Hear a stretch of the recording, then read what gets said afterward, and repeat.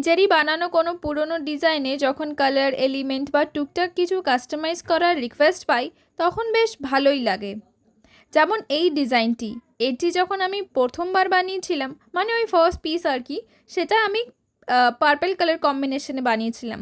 But এইবার রোজের সাইজটা একটু বড় করেছি আর কালারটাও এখানে রেড করেছি। এখানে টার্সেলের সাথে অনেকগুলো বিডস ইউজ করাতে প্রাইসটা একটু প্রিমিয়াম হয়েছে ঠিকই, তবে লুকটাও কিন্তু বেশ গর্জাস লাগছে।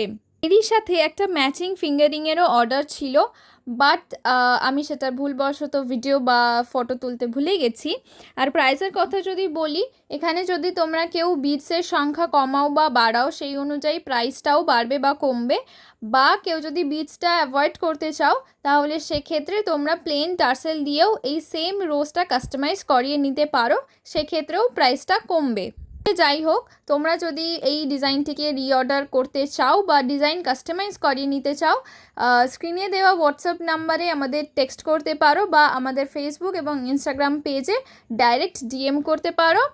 আর পুজো স্পেশাল বেশ কিছু কালেকশনস আমাদের অলরেডি লঞ্চ করা হয়ে গেছে, তো সেগুলোকে যদি তোমরা কেউ মিস করে থাকো আমারই এই পেজে গিয়ে ভিডিও সেকশনে চেক আউট করে নিতে পারো।